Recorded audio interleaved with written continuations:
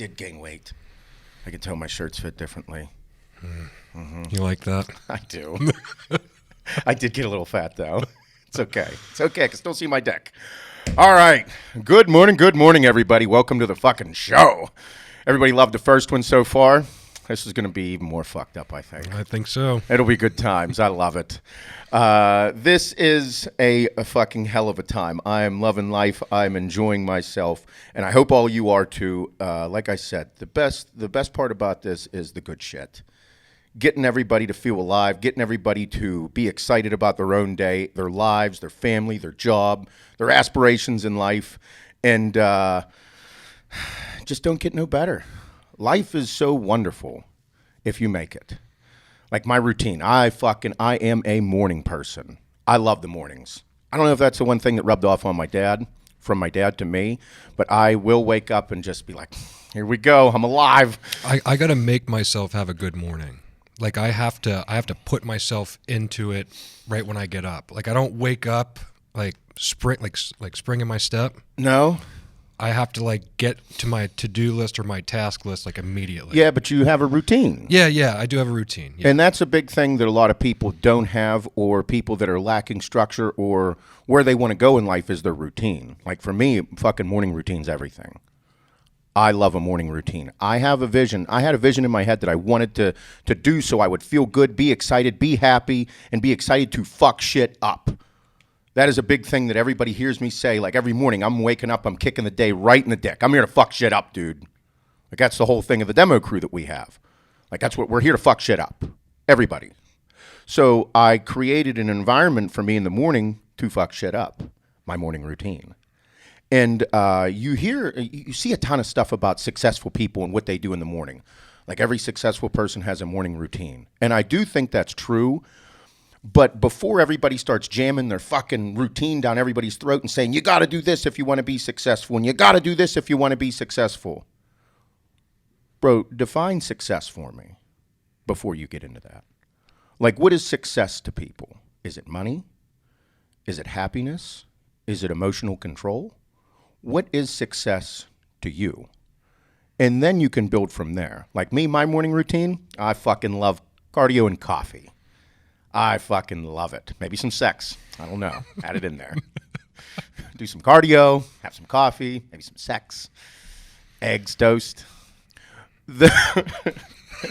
That's a morning routine. Mm-hmm. I have my morning routine. I'm fortunate to be in the position that I am, that I own the company. So I've wired my day around that because I pretty much work 24/7, as do you. Like you have your routine. Mm-hmm. Me, success to me isn't just financial. So we'll go back to that real quick, that definition of success. And you'll hear people that don't have money say, money is, you'll hear it two ways. Money is the root of all evil. Kind of, if you let it take over your life. And then from people that don't have money also, they'll say that money doesn't buy you happiness. And then again, with people that have money, you'll hear people say, money doesn't buy you happiness. You'll hear that. So then that can kind of correlate back to the fact that you don't think money can buy happiness. But guess what? Money puts you in a position to have a nicer vehicle, a nicer home, nicer vacations, nicer materialistic things. Now, and you have to find out what you define success by. Are they those things? Me? Both. It goes back to everything that we preach about all-American roughneck and being a hard-working motherfucker. I am going to work my balls off for my family and for myself because we've heard Grant Cardone say, like, money doesn't buy you happiness, but he didn't buy this fucking seat on the plane either. Mm-hmm. Money doesn't buy happiness, but it didn't buy this fucking house. So I believe that it's a happy medium. You have to find where you want to be in life and shoot for that. Make that goal a little unobtainable, like a little far-fetched. I found that that's how I drive myself. So I think that money is important. Everybody has to go to work. I think that having no money has made me realize how much nicer it is to have money. But now that I have money, I'm realizing that if I do not influence my people, my family, my children, in a way that doesn't involve money, it will set them up for failure. I have to make sure that what I'm pushing towards them is not money driven. Desire, life, make you feel alive. Because if you don't feel alive, you're fucked, dude. Who wants you could be a surgeon making $350,000 a year and fucking hate your life. Married a fucking bitch of a woman that just wants you for your money. She's just materialistic as shit, sucking the fucking the gardener's dick, all that shit, all because you just thought you wanted some life. Then you realize that money isn't the most important thing and materialistics aren't it. So I think that that's a big battle with a lot of people because a lot of people get stuck in a rut. I was in a rut. I know firsthand. But I think that having the morning routine and finding out what makes you tick is very important. Yeah, like my morning routine's my first win of the day. Like if I complete my morning routine, like that's how I look at it. Oh, yeah. Yeah, well, so the morning routine for me, like I want to be successful. So I don't just define it as money. Do I want to make money? Yeah, I kind of have to now. There's way too many people that rely on us. We can't fuck up. Yep. So that's a lot of stress. So if there's a lot of stress, you have to find a way to work with that stress. And then my success is also defined by my children. I want my children to carry on my name. So I want them to feel me as well. So that's important. That's going to be another version of success that I think is just so important. If you took my children away from me, then I would be empty. Then if you said, Seth, you have to spend every single penny that you ever make on your children in order for them to stay alive, I would do so. So therefore, you find what one is more important. You know what I mean? Mm-hmm. So you have to have that happy balance. And I think my morning routine is what keeps me in check every single day and sets me up for success. I wake up, I do the cardio. It just wakes me the fuck up. I love it. I get intense. I get into it. I sweat my fucking balls off. Then I come upstairs. I have my coffee exactly how I want it. A little sugar, a little of that shitty non-dairy creamer stuff that's powdered and terrible for you. Love that. I sit there. I scroll through all my stuff on Instagram, my emails. I look at it. It sets me up. And then I begin to make my children's lunch. I make their lunch. They will remember that Dad made their lunch every single morning. I did. I enjoy it. It's one of those things that sets me up for the day because I'm doing it for them. This is the lunch that they're going to eat to fuel their day to be better. I write them a note on the napkin. I make sure it's a well-balanced lunch. I love it. It's not a cold shower. Mm-hmm. But yet I still will fuck you up during the day. I don't need a cold shower to let me know that I'm going to fuck you up. I'm going to come in and kill the day. No, it's about loving my children. Then Hannah wakes up a little later after me, and then we wake the children up together. They eat breakfast. I make them breakfast. Hannah then goes and gets Emmy dressed. She's the best kid. She's the most well-dressed kid in fucking kindergarten, by the way. It's a thing that they share. They come out excited. They come out smiling. They come out feeling alive because we're setting them up for success. They don't know what success is, but they know the feeling that they have when they wake up every single morning, and I'm creating them to want to fuck the day up, and they don't even know it. They don't know this. They don't listen to me. I hope they don't listen to me. I tell them not to. But they don't know. All I'm doing is creating that environment, so whenever they wake up, they're like, I'm going to school. I'm going to fucking kill it. I'm going to show off my nice outfit. I'm going to be excited. I got a full belly. I got a lunch packed, and my dad loves me, and he told me, let's fucking go. Yeah. The morning routine. So as they get older, they'll have that. They'll create that environment themselves. They'll remember why they're doing so well in school, why they're feeling good, why they're excited. They'll be like, okay, yep, here it is. Then, a little down the road, we'll think about that. I, as a child, remember how my parents made me feel in the morning. I remember how they made me feel. That's why I have certain qualities from my parents, the good and the bad. Same with my kids. I want them to make sure that they put those things in their child's life as well. Pull the good, just like I said. Set people up for success. Set yourself up for success. You can do it. It just takes more work. And it goes back to just being a hardworking motherfucker. I don't got problems, anybody. I just got more fucking work to do. I never want to hear someone say, I don't have time to do that. Fuck you. Sleep less, motherfucker. Sleep less. Work harder. That shit will set yourself up for success. And I think that those the entrepreneurs that are really intense and over the top, they push this on people because they want them to be successful. Okay? But you, as a person, need to make sure that what you find to be what makes you feel alive. I don't need to take a cold shower. Is it a great way to start the day? Sure it is. It's a great way to find out whether or not you like it or not. I like waking up and sweating for 45 straight fucking minutes and just being in my world. I'll do 45 minutes in complete quiet some mornings. No music. No music, no podcasts, no nothing. Just me staring at the fucking sweat, hitting the fucking stepper as I keep going. Why? I don't know, dude. That's just what I was feeling. Then there'll be other mornings that I'm listening to fucking gangster rap just thinking I'm fucking bitches and staking money, you know? I don't give a fuck what you people do, but do something to make you feel alive and set yourself and the people in your lives up for success. That is the greatest thing in the world. Like my Sunday mornings are way different than my Monday mornings. Mm-hmm. My Sunday mornings, I make sure I wake up, give the wife a little loving. I got to let her know I'm still alive, and she looks great. I'm still here. Eat that ass. Surprise ya. Woo. Those are things that are so important in life, I believe. Because, and for me, like I said, my mornings are important. It sets me up for the day. Why would you not want to be successful? Why would you not want to feel that? I have no idea. Because it's more work? Bitch, do the work. Mm-hmm. Do it. Love your life. It's all you get, dude. It's all you get. One shot. That's it, dude. You ain't coming back. What are you doing? Coming back as a fucking snail or a frog? I want to come back as a human. Imagine if we were reincarnated. That'd be some wild shit. We don't remember nothing about previous life. Nothing. Man. It'd be crazy to be reincarnated. If you could come back as an animal. But what would you come back as if you were an animal? Oh, you live on a farm, so you see all the wildlife. Yeah. Definitely like an intense predator. Oh, really? Oh, yeah. Uh-oh. Well, yeah, because I'm seeing everything get eaten on my farm. So, yeah, I'd try to stay at the top of the food chain. Would you fly? Yeah.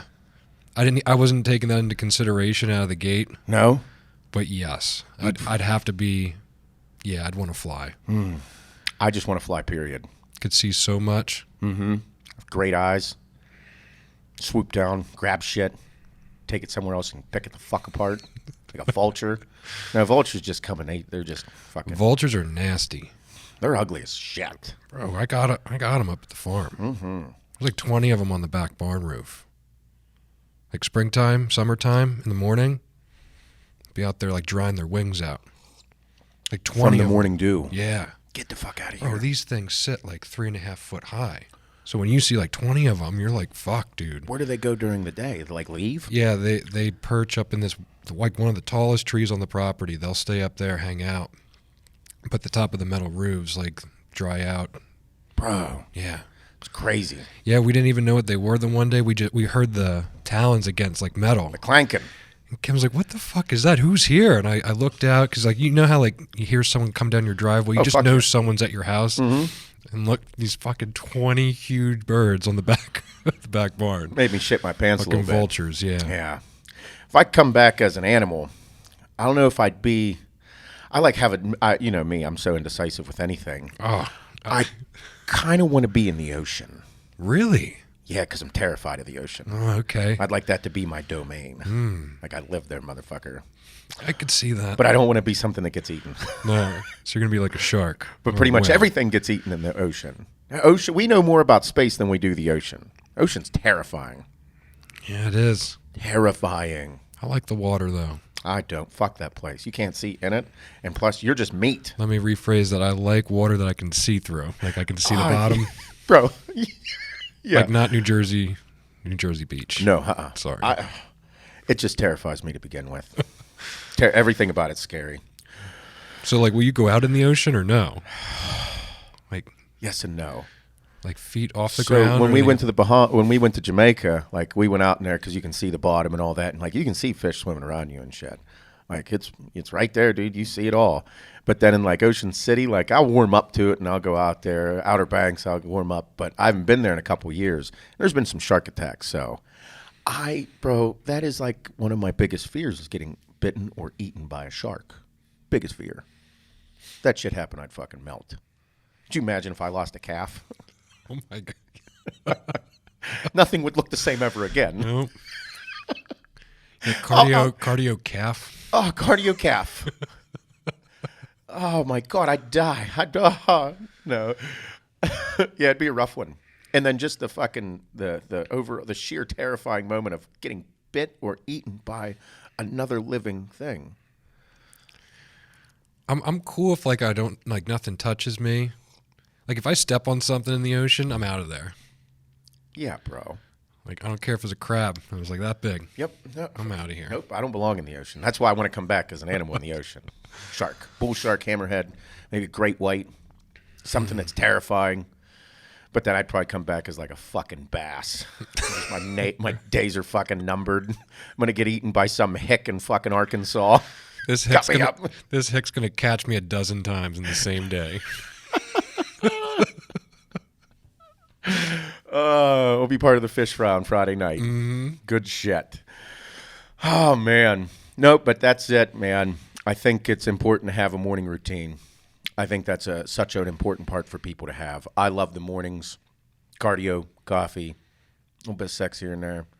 Sunday morning specials, little blowjobs on the front porch. I love that. It's a great part about living in the country. Yep. Front porch, back porch, in the shed, wherever. Fuck it. It's all free game. Free game. Oh, man. So we had some current events come up here, huh? Yes. How crazy is it that Julian Edelman, my like, what do I say he is to me? My arch nemesis, or like a version of myself? Or like your idol? No, he's not my idol. Fuck him. Got arrested. Went and got all tuned up and then jumped on cars. Kind of badass. You know, he was definitely showing off his vertical leap. I could think of one thing, and when you like vertically leaped into the back of my truck that's also lifted in one swift movement, not warmed up, I'm like, all I could think of was you again. So it's like your alter egos. I know, right? He just went around, got all fucked up, jumped on somebody's hood of somebody's car. I don't know if he got arrested. Everybody was saying I think it just said he got cited. Yeah, I think they like took him in and then just citation. Probably like, Julian, we know you can hop like 48 inches into the air. Just stop. Oh, he got arrested a couple times? That's a young version of him there. That son of a bitch. Nope, he didn't get arrested then. Nope, but he got arrested for jumping on vehicles. How crazy would it be to be a big-time professional athlete and, like, everything you do is under the spotlight and then you fuck up and, like, everybody's just up your ass. Mm-hmm. Like, we get some hate. We don't get a lot of hate, but we get some hate from people saying, like, all the dumb shit about me. But, like, imagine being, like, big-time athlete. You just lost and you got to go blow off some steam and everybody now has got a fucking camera. Everybody's got a phone to videotape you doing dumb shit, getting caught. Talking shit. Bro, you are fucked, dude. You're fucked. Yeah, you got to be a pretty disciplined person to not react or... Yeah, but nobody's disciplined. No. I mean, bro, whenever we get a little tuned up, we do dumb shit. Everybody out there gets tuned up at a bonfire and does dumb shit. Yeah. Everybody pisses off the porch. Everybody will find a reason to do something dumb. That's what's fun about partying. But then, like, you might take it too far. And I think that him jumping on someone's car, I don't really think it's too far. Like, I think Tiger Woods doing a bunch of fucking hookers, prostitutes, and fucking doing too many drugs, he took it a little far. A little bit. It's also why he was so good. I bet you if that dude went back to drugs and hookers, he'd fucking kill the ball again. Well, let's look what he did while he was banging hookers and doing drugs. Let's look what he did after he stopped.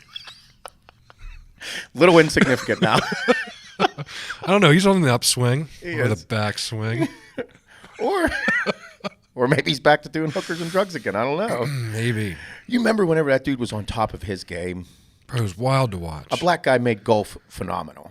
I watched golf growing up because of him. It was like, that was at the same time that Eminem was killing the rap game, white guy, and fucking black guy was killing golf. Yep. Yep. It was awesome. I remember in college that was a big topic. Everybody, like, because it's like, holy shit. Every one of us played Tiger Woods on the PS3, the Xbox. Oh, fuck yeah. That was our in-between class shit, Tiger Woods. Kill a drive. That's crazy. So, yep. But no, him getting in trouble like that, I was like, oh, fuck. Here we go. And everybody, like, then there's... It was funny. I saw that as soon as, like, the first podcast went up. I'm like, hey, I was like, you see, Julian Edelman actually got arrested. I was like, yes, that's great. I know, and then last night, you know, I read through some of the comments here. I don't get a chance to read it all the comments. I do my best to go through them all. But then one dude was all like, he was definitely a boomer. He's like, oh, Julian Edelman had to take HGH to get back, and like Hines Ward and Randy Moss, and these people never had to take PEDs. And I'm kind of like, hey, bud, I don't say this because I don't comment a lot back on these things just because it's not worth it, but I'm going to say it to you and everybody right now. I think a lot of people have a misconception about PEDs and professional sports. This is a multi-billion-dollar industry. You have $100 million contracts with athletes. $100 million. Do you honestly think that the integrity of the game is more important than the bottom fucking line? No, dickheads. If your franchise player is hurt and needs to come back, you are going to do fucking anything to get that motherfucker back on the field. And the athlete's going to do anything because he's an intense professional athlete that was willing to do anything to get to that fucking point. Bro, this is not your kid's preschool play. This is professional sports. Everybody's like, oh, they wouldn't jeopardize the integrity of the game. Does anybody remember Mark McGwire and Sammy Sosa fucking murdering the baseball in the 90s to bring MLB back? You don't think every fucking person in the MLB was like, these two are juiced the fuck out right now. Mark McGwire was massive. They were fucking sauced out of their minds and brought baseball back to being cool. Everybody loved it. Mm-hmm. They were so fucking excited. And then now they're like, hey, guys, you guys took steroids back in the 90s. And they're like, well, yeah, we fucking made it popular for you fuckers. You guys knew. We put asses in the seats again. Yeah, you dickheads, we brought the game back. But you jeopardized the integrity of the game. Man, fuck you, you dumb bastards. It was all about money back then, you cocksuckers. That's the bottom line of everything. And then you get fucking, I'm going to degrade boomers. Fucking boomers. Guys thinking it's like, this is just, they shouldn't do this. But let me tell you something. There is so much shit that goes on behind closed doors in big business, in professional sports, and in anything that's just big financially. You have no fucking clue. It's scary. Bro, that's what makes it great. That's why it's so lucrative. That's why it's such a big deal. And the integrity of the game only goes so far. Peyton Manning hurting his neck. Everybody's like, how's he back throwing a fucking football so quick? Well, I could give you about 7 reasons why. Would you like me to go through them all? Because I'm pretty sure he didn't get drug tested. And if he did get drug tested, the guy doing the drug test pissed in the fucking cup for him. And probably gave him his blood. Yeah, this is Peyton Manning's blood. They're different blood types. That's why he's so special. They're the ones conducting the tests, you fuckheads. Oh, it's crazy. Absolutely crazy. But yeah, he made that comment about that, and I'm like, man, there's so many people that take fucking PEDs in professional sports, it's not even funny. Mm-hmm. It's very widely used. Not everybody. There are freaks. There are. I know, like, look at Mike O'Hearn. He's a fucking alien. Natty. He's natty. He eats duck eggs. How is that guy so nice? He is so nice. He is an alien, I think. I'm a no one as far as, like, I'm not a bodybuilder or in the industry, but, like, the few times that I've met him, it's like, he makes me feel so good about myself. Why do I feel like I've been friends with him forever? And he just loves me, and he knows about me, and he remembers everything about me. He has the service dogs. Yeah. Trained service dogs. Yep. He's the strongest human being on the planet at 58 years old. 58? No. He looks better than me. He's always in shape. That dude is always in shape. Always. That's a lot of trend. That's a lot. He has a perfect cheekbone. Like, he looks better now than he did at 25. He's an alien.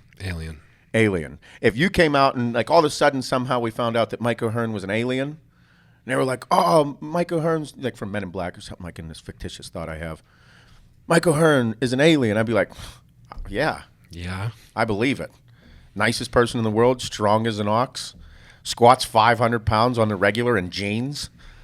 Compliments you. Always nice. Huge hog in his pants. He's an alien. Oh, shit. That's good times. He's quite the... I don't know how he always stays in shape. I don't know how he is that strong. He is so strong. Are they fake plates? You think he's pulling a Brad Kesseldick? I don't know. I saw him train at fucking Venice. They were real weights, huh? I tried to lift the same ones. I couldn't. No shit. Yep. You went and did the test. I mean, I didn't pick one up. They looked like they were real. It's not like he pulled them from a back room. They were on a rack. Really? Yeah. He's a real deal. Real deal. I'll never forget that. Me and Kim walked in there to Venice Beach, and then went up to the gym, and then we see him up on they have like a cardio deck. There he is by himself with his dog. I was like, Michael Hearn's here. I was like, he's always here. He lives there. Oh, man. I know. I remember the first time I went to Venice, too. It was a wild trip. It was right after I won the Pittsburgh show. Yeah. Muscular Development flew me out there. Saw Mike O'Hearn. I saw The Rock there. It was in 2009. Oh, yeah? It was before he started getting real big. I mean, he was still a big deal. Mm-hmm. But I remember him walking through the gym, and I was shooting with Per Bernal and the big-time people that everybody knew, so I got like a head nod. But that was it. He didn't stop. I saw Lou Ferrigno. I saw James Caan. I think that was the best one. Saw James Caan, like, I'm warming up. It's like 8 a.m. We're warming up. And I'm, like, doing my sides, and I'm looking over, and I'm like, that's fucking James Caan. He's in all the movies I know, you know? I'm all excited. Yeah. I was like, The Program. He's in The Program. Have you ever seen The Program? It's a football movie. No. It's about the programs in college. Never saw it. Awesome. One of my favorites. Latimer. Million things just ran through my head. I can see that. But James Caan was James Caan's there, like, warming up.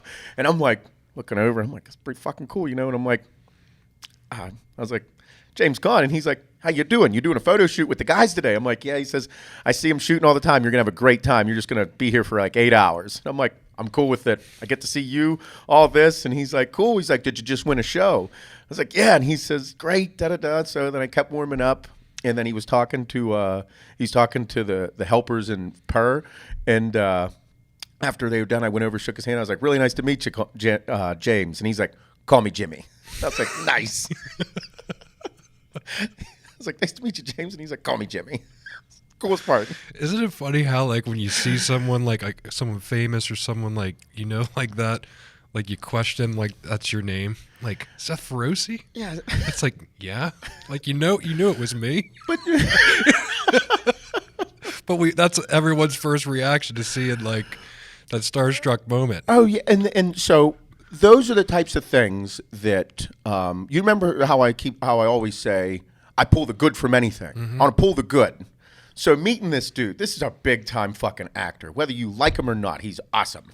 Big-time actor, and him doing that and having that demeanor told me that if I ever do get famous or do become significant in a public eye, treat people like that. Take the time, make them feel special. Because I can't tell you how many times I ran into people that kind of fucking just rub me the wrong way. And I can understand. I don't like to judge everybody, you know, the first go. Everybody can have a bad day.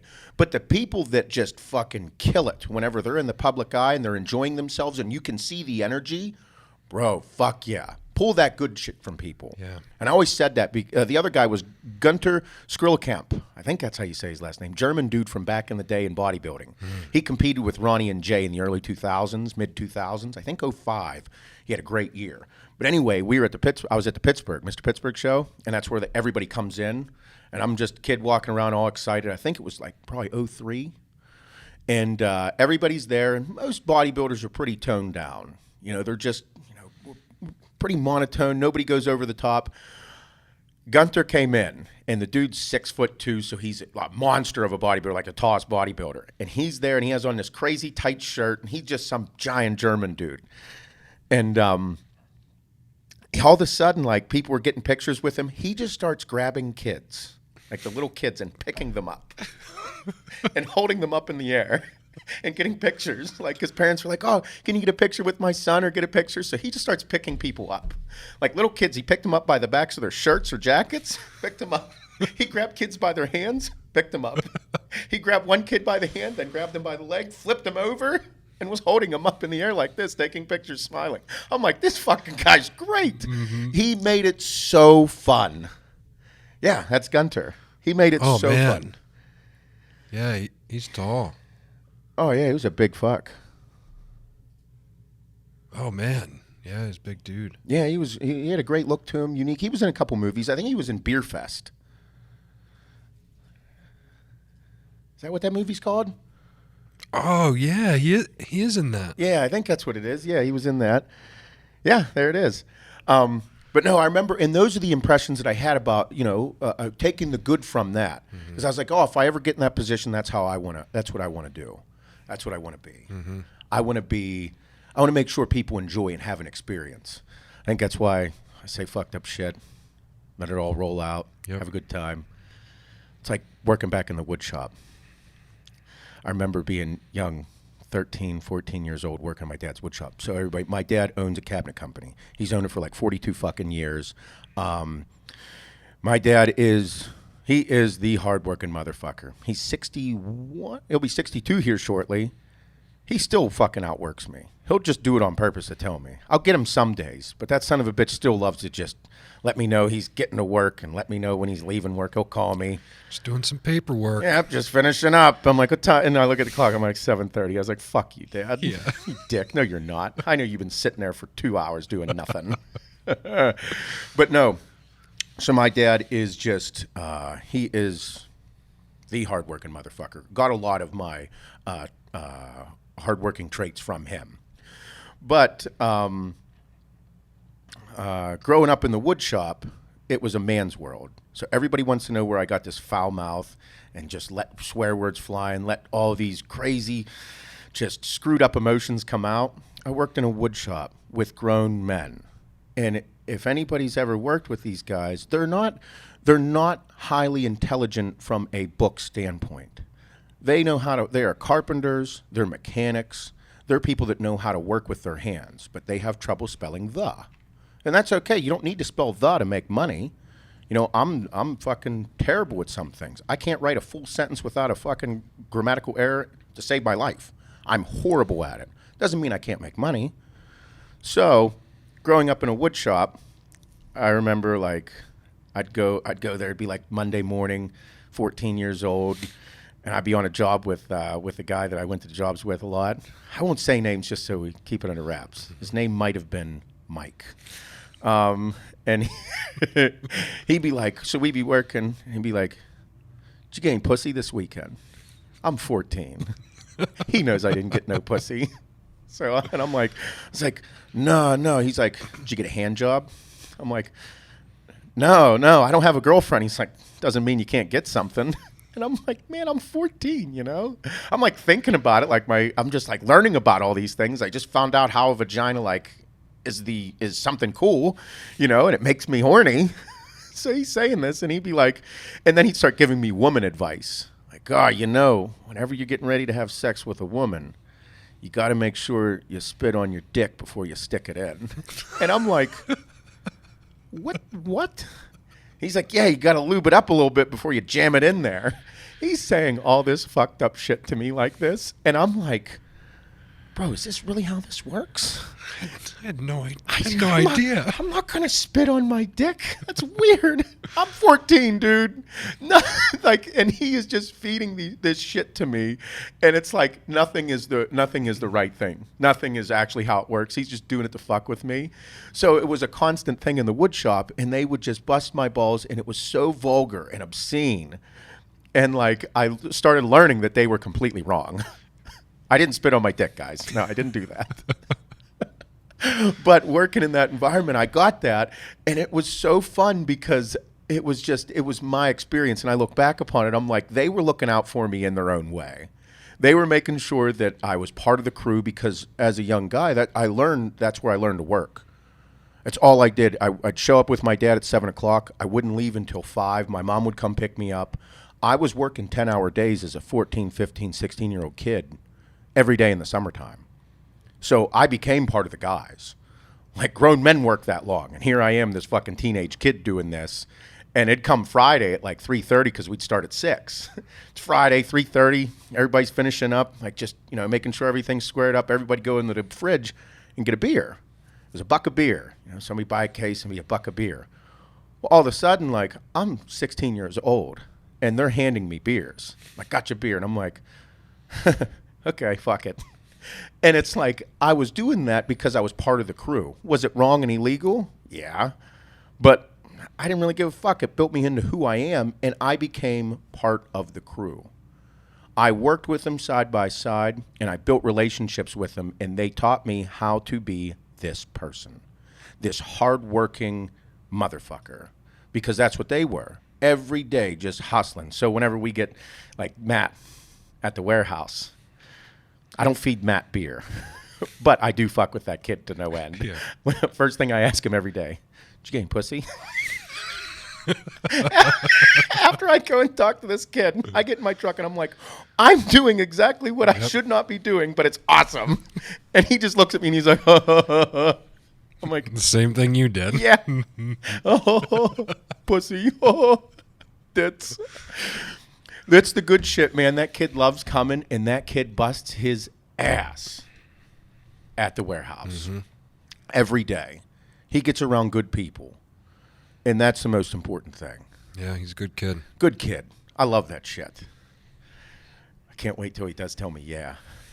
I'm going to ask him a million questions. You'll know the day. Oh, Comes in with those bright eyes, like, wants to tell you something. He's like, Seth's going to love this. He's going to be so excited. I don't know. Maybe that's just a really fucked up part of me that I really like hearing those things about people. I just enjoy hearing good. You know what I mean? And I believe that it was the big turning point for me. The biggest turning point for me was whenever I realized that I just want good. That doesn't mean I'm not intense, and that doesn't mean that I won't fuck you up. It just means that I always will go for the good. If I do have to get mean, it's going to be really, really, really bad. Because then that means that I have to become someone that I really don't want to be, and you're going to put me in a bad mood, and I'm just going to fucking freak out. And for everybody that doesn't know, I'm way fucking meaner than I am nice. Yeah. Adeline knows that one really well. She's seen me lose my shit a couple times. What did you do to piss my dad off? You are fucked now. He's going to say so many things to you and make you feel like you are a centimeter tall. He might even bite you. I've seen him. I've heard him say it. He told me he's going to eat somebody's leg one day. Might rip your arms off. Maybe, I don't know. Break your fingers. I don't know. Chicken wings. All depends. Oh, man. What the fuck did you say to ruin my day?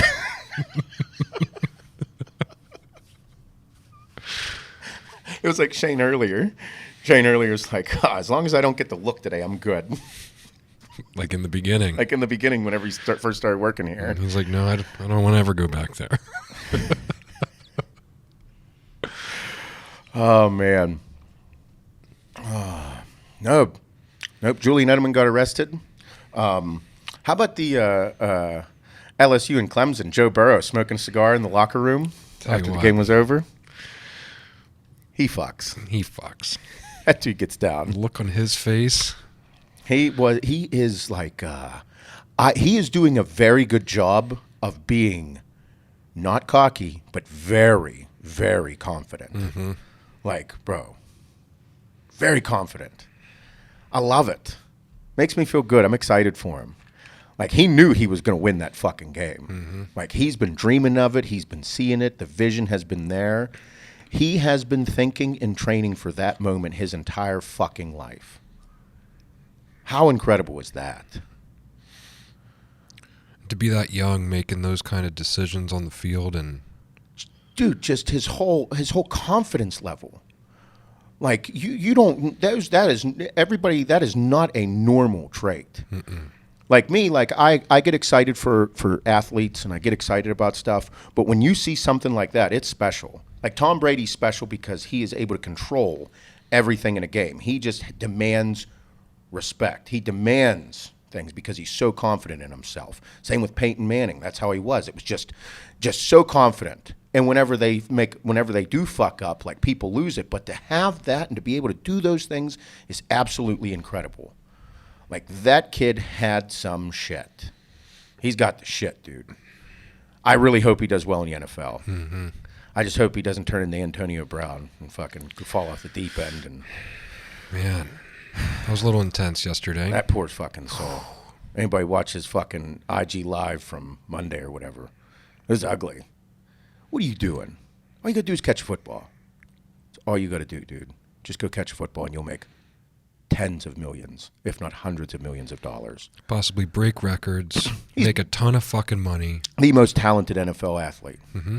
And he's fucking up. All because you're just being a fucking piece of shit. It's crazy. Like, that's one situation I can't pull the good out of. No. I'm not even going to try. Fuck him. Like, you can have all the money in the world and you're still a piece of shit. Still a piece of shit. Did you guys see that how much money McGregor said he's going to make off this fight? No. No. He said an estimated $80 million. Oh, bitch. From the fucking Cowboy fight. Yeah. If he wins or just period? Period. How much is Cowboy making? Oh, I'm not sure. I hope he's making some money too. He made Conor made 50 off of Khabib. Made $50 million. Yep. Holy fuck, dude. Man. Yeah. Yeah, if you paid me $80 million, I'd fucking fight anybody. I'll fucking fight them naked. We'll go into it. I'll make you feel real awkward. You could be naked too. Won't be gay. Fuck, dude. That's a lot of money.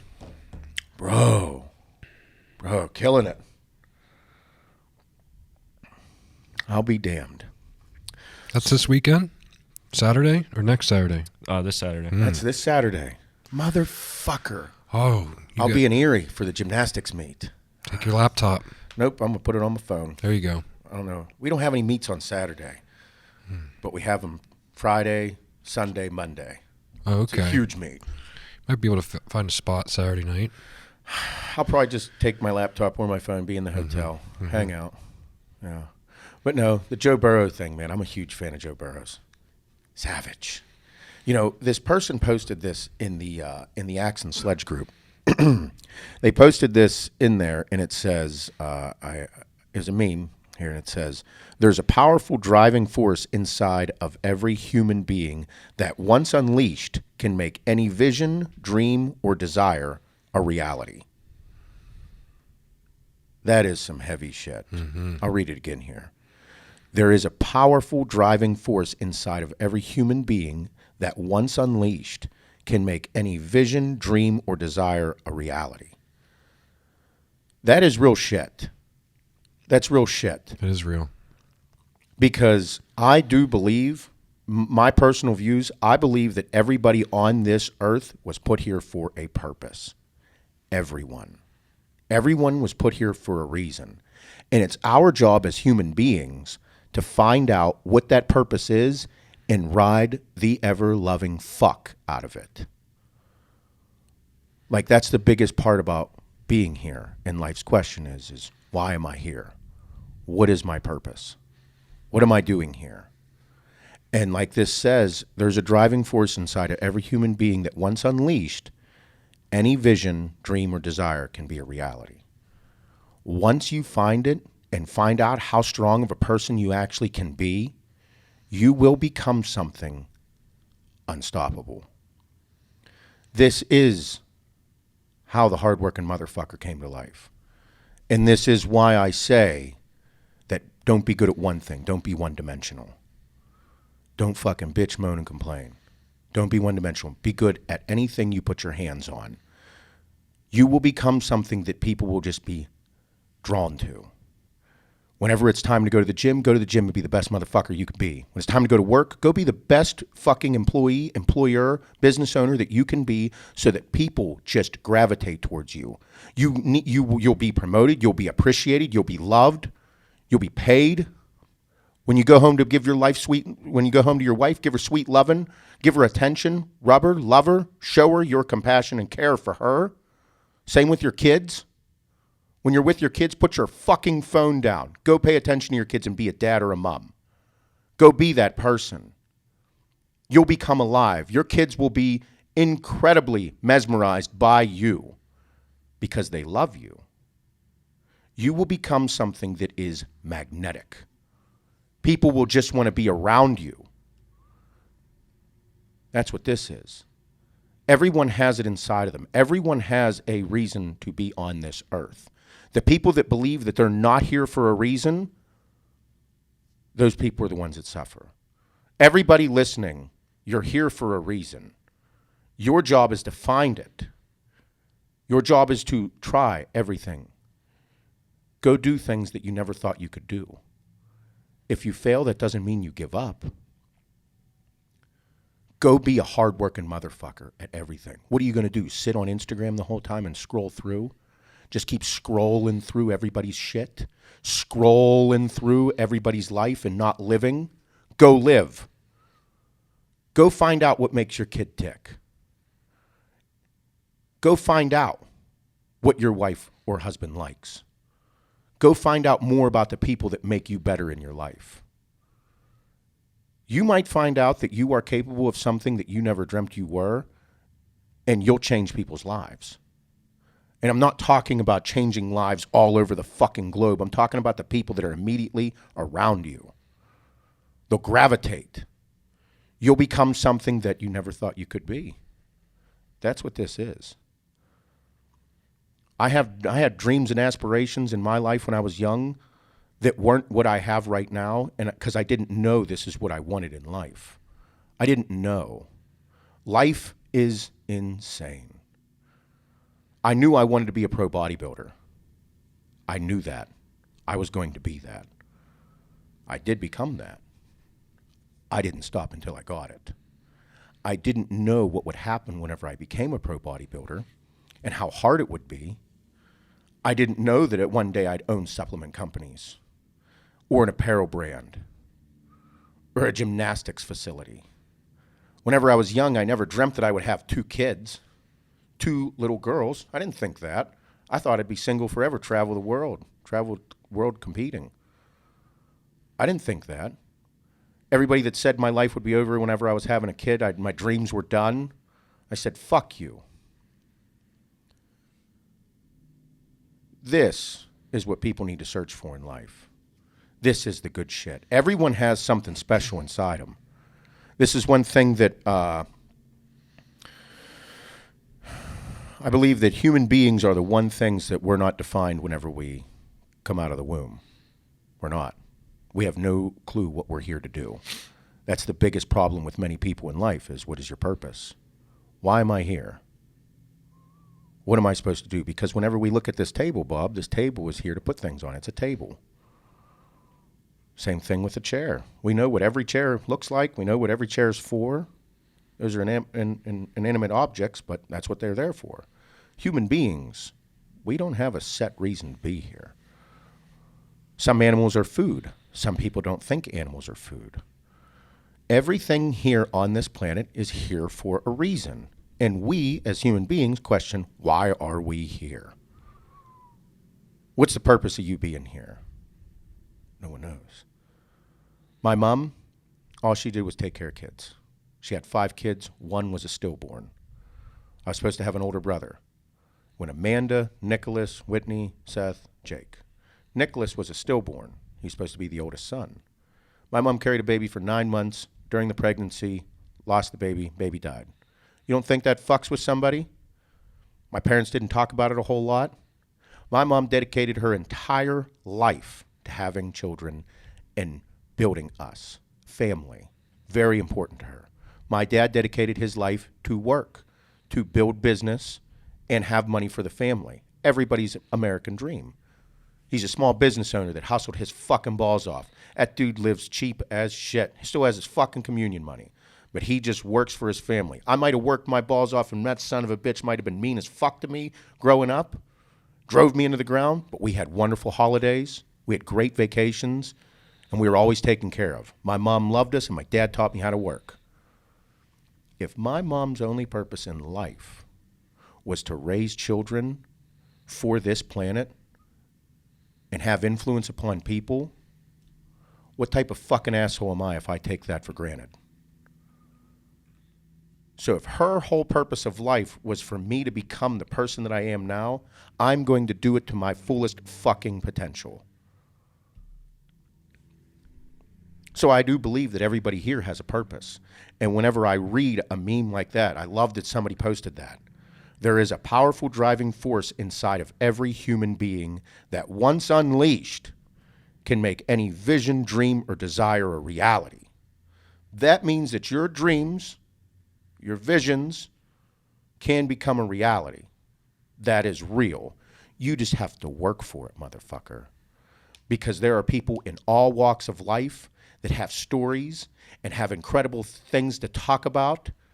They've achieved great success, and they've come from fucking poor ghettos. They've come from fucking $1 million mansions. They've come from middle-class America. Everybody has a fucking story, but once they found out what they wanted in life, they went right the fuck after it. Everybody listening is capable of incredible things. It's just a matter of how far you're willing to go to get it. Are you willing to go get it? My thing is, as I am, that's where it comes into having the right people around you. I wouldn't be in this position without you, Bob. I wouldn't be this guy, this happy guy, if Hannah never would have came into my life. 24-year-old young woman came into my life. The person that I was least expecting to come in and love me and love my children like they're her own and let me be me. Surrounding yourself with the right people. Meeting Mike and Pat. Surrounding yourself with the right people. Shane, Jay, the general. Everyone in our circle, and once they come inside and they are here for us, you treat them right. You make sure no one else fucks with them. They are your people. And that's what most people need to know, that they are capable of incredible things. Sometimes, and here's the other thing that a lot of people get down on themselves about. Everybody has vulnerable moments in their life where they think that they're not capable of doing anything great.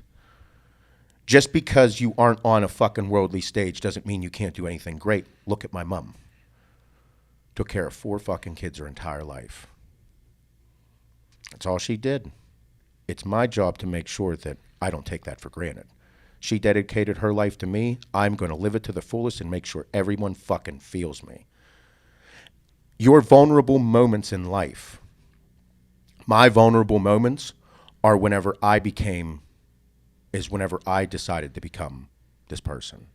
Whenever I'm laying my head on my pillow at night, anybody that's laying their head on their pillow at night isn't like, I'm a hard motherfucker. I don't need blankets. I don't need a soft pillow. I don't want anything soft touching my feet. No, you want to be warm and cozy so you can go to sleep and get your rest so you can fuck the next day up. Those are vulnerable moments whenever a million things run past your head. Am I capable? This is what I was meant to do. I'm just going to fail again. Those vulnerable moments are whenever you have to take control of yourself and say that you are capable. I have them every night, and then when I wake up in the morning, I do my morning routine, and I fucking let that bitch rip. Set myself up for success. So seeing that meme, I fucking love that shit. Everyone does have a purpose. I mean, again, I never would have thought I'd be in this position. You knew, you have a little bit of a story. You knew years ago that you said that one day you'll be working for yourself. Didn't know how you'd be making money. You didn't know. I didn't know how. I knew I'd do something. I just didn't know what. I didn't know with who. And the fact that we recrossed paths a few years later after knowing each other and staying in touch here and there, and then actually doing something together, that's what's mind-blowing. Oh, fuck. That's why that is real. Very real. People might look at me differently than I think about myself. Everybody is capable of doing incredible things. It is true. Like, I'm still just young, dumb Seth that likes boobs and vaginas and butts. I'm still young, dumb Seth that loves going to the gym and just lifting weights, getting a pump. I still have my insecure thoughts about myself. Just because I have money or because I have this fucking stature or this platform to talk on doesn't mean that I don't think less of myself. I still keep myself in check. I believe that people that think they're special or they're more special than they actually are, bro, you be careful, because you're going to run into some motherfuckers one day, and all of a sudden you're going to realize that you aren't that special. Like, and that's the thing where with business I take incredibly serious. I don't take myself too serious, but I take my business very serious. Someone steps in the way, I'm going to fucking eat you. I know my place and where I belong in the business world. I know what companies do what. I know who is who, and I know how, and I have the right people in the right places to make sure that we know how to do things the right way, not fuck people over. But it's intense. Got to find the good in life. Got to make sure that you have a desire and you have something that pushes you. I mean, even if it's something that you're doing with your significant other, even if it's just vacation, no matter what it is, have a dream, have a vision of something that you want to do. That's that thing about making a list of personal goals. Like, I have short-term, long-term, and bucket list items. Those bucket list items are still goals. You know what I mean? If you never write goals down, you'll never achieve them. You'll never actually do them if you don't write them down. Excuse me. Like, if your dream, one of your bucket list items is to go on a fucking hunt in Montana, Wyoming, go on a fucking deep sea fishing excursion, those are bucket list items, but they're goals. Write them down and look at them often. Dream about them. Think about them. Get lost in them, because then they'll become a reality. You'll work for them. You'll work harder. You'll hustle. Going on a fucking $15,000 trip to Disney or a Disney cruise, bro, that's a lot of money. Dream about it. Think about it. Envision taking your children there. The feelings that they'll feel. Those are the things that push me to the next level. I'm having another baby. If it's a boy, Jesus, look out. Little Seth. Little Seth Jr. Jesus. Two awesome. Of you fuckers. My God. Foul-mouthed little bastard. Kick that little fucker across the room. What did he say? Fucking A? Did he? 2? Did he just tell me to go fuck myself? I don't know if I should be proud or upset. Does he have abs already? What the hell? He's doing pull-ups? Awesome. That's going to occur. If it's a boy, it's definitely going to occur. For sure. Oh, man. I love it. I love it. The Instagram and the internet is a wild place, because we talked a lot about success, and I think people define it differently, but I've never seen more people pretend to be successful in my life. Mm-hmm. I've never seen more people spend money that they don't have to look successful, and then people believe it. It's like a cancer. It's like people buying shit that they can't afford to look important and look like they're successful. Like, it's crazy. It blows my mind. I've never seen anything like it. And I've never seen, like, And I don't hate them. They could do it. You want to spend fucking $10,000 on an outfit, on the same outfit that you wear all the time? Bro, fucking have at it. You keep doing it. You want to spend fucking $500 on a t-shirt? That's fine. I can't blame you because I spend money on dumb shit too. I don't think it's dumb though. And just like that person probably doesn't think that that shirt's dumb. I do think it's dumb. But then you look behind me and you're like, we have a lot of scotch back there that we paid a lot of money for. I don't think that's dumb though. I like it. That's somebody's craft. That is a company's upper echelon of what they're capable of doing. But you have 4 Balvinis. Yeah, they're all different. They're all different. So that's why I don't judge about it. Like, yeah, I might think it's dumb. That's fine. I just can't believe I just can't believe how many people I see that post and like given this false sense of reality. It's really crazy. Like I don't really know how to lie about things. I'm really bad at it.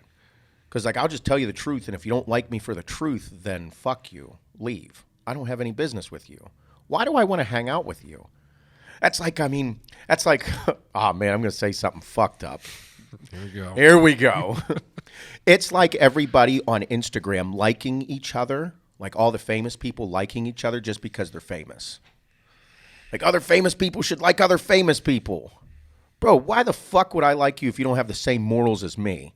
That doesn't mean I don't respect you, but like all the collabs, like, oh, you should do this with this person, and be like, well, just because they're famous doesn't mean that we all get along. They pretend that they do. It's this fake fucking environment. I'd rather shoot the shit with real motherfuckers. That doesn't mean that I don't respect those people. Like, I respect anybody for working hard and fucking hustling and building something. Fuck yeah. But that doesn't mean that we're going to become best friends. I'll respect you, as do people respect me. But like this whole thing is just, it blows my mind sometimes. Like I'd rather fucking shoot the shit with real people and drink, have a drink with you, learn about your family, learn about everything, and that's how you get to know people. But just by some of their actions, I can tell that I don't want anything to fucking do with them. And I'm sure people were like, I don't want to fucking hang out with you, dude. You're a fucking foul-mouthed dickhead. All you do is say ignorant things. Can't take you anywhere. You can't. No. I'll walk into a steakhouse and be like, I'm here for the gangbang. That's becoming a common trend now. I've said that a number of times. Amongst all of us. Yeah. Some people like it. Some people don't. Some people are like, what are you two doing? What are you guys doing here? No, but there are a number of people that I do admire, I do like, but it's still, it's wild. It's like the diet thing right now.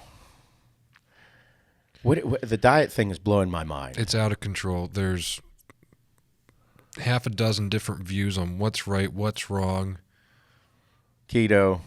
There's 1,000 ways to fuck up keto. Carnivore. All meat.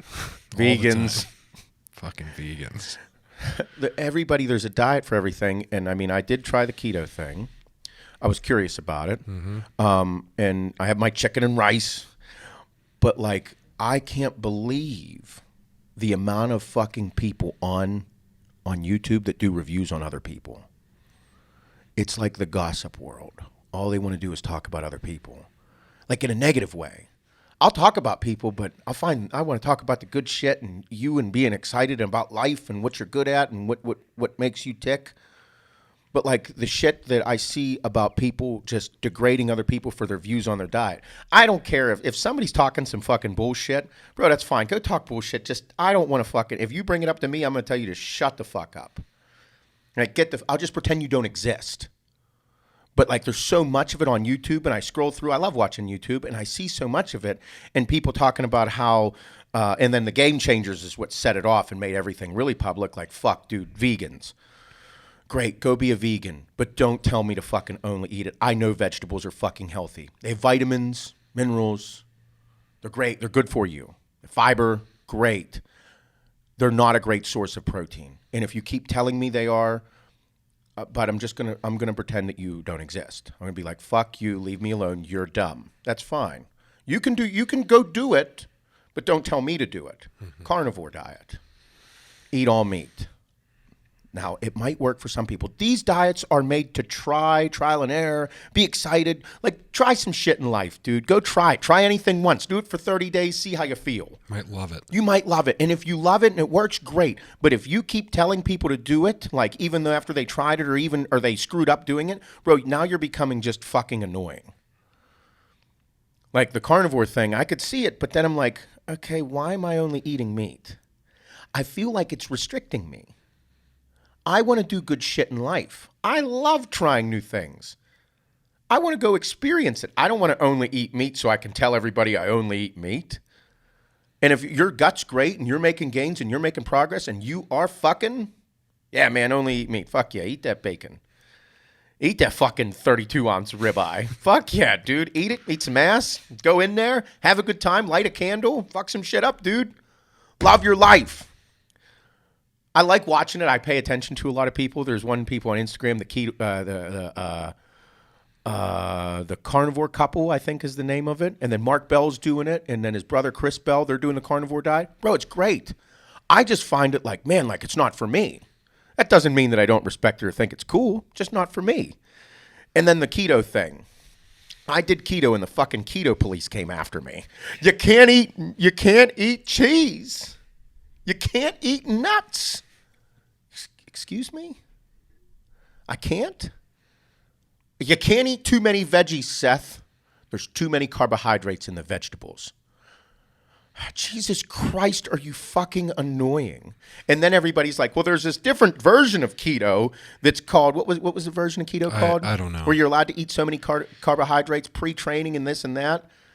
And then people telling me if I wanted a pump in the gym, I should just have salt before I work out, and it's the same as carbohydrates? Yeah, I'm sure your 3-inch penis is the same as a fucking 9-inch hog. Ask your fucking woman. I'm so sure it's the fucking same, you dumb motherfuckers. You don't think I've taken salt before a fucking workout? Come on, dude. Professional bodybuilder. I know more about fucking carbohydrates, insulin, fucking sodium before a workout. Jeez, my whole goal is just to be fucking big, and you're going to tell me how to get a pump. Fuck off.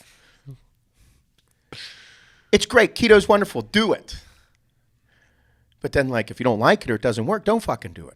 Find what makes you feel alive and find what makes you fuck shit up and become successful throughout your day.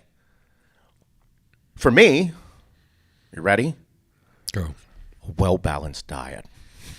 It's really good for me. Chicken, some rice, fruits and veggies, red meat, potatoes here and there. A little more fruit, a little more veggies, daily exercise. Holy shit. It works. And then like more food if you want to put on more weight, And and then- less food if you want to lose weight. Whenever you want to gain some size, you eat a little bit more. That's a real thing. And then whenever you want to lose weight, stop eating the red meat all the time and so many carbohydrates. Focus on clean proteins, low glycemic carbohydrates, and some vegetables. Whoa. And daily exercise. And it's hard because that means you just have to make an effort to it. That's the biggest thing. People setting themselves up for success. That's why I do cardio every morning. I do cardio every morning for therapy. I do cardio every morning so I stay fit and I can eat a snack. I do cardio every morning so I look better. So whenever I look at myself in the mirror, I feel better about myself. Set myself up for success. I prepare all my meals. I prepare my meals so I don't have to think about them during the day. I'm not scrambling to get a meal in. I have a piece of fruit with me every single day. I put broccoli in my meals. Helps the belly. It is fucking crazy. And then I see these people just shit talk other people about their diets. It's fine. Go do whatever you want. Find out what makes your dick hard. If you're shitting your pants from your diet, probably not a good idea. Digestion, absorption, elimination. It's my shit.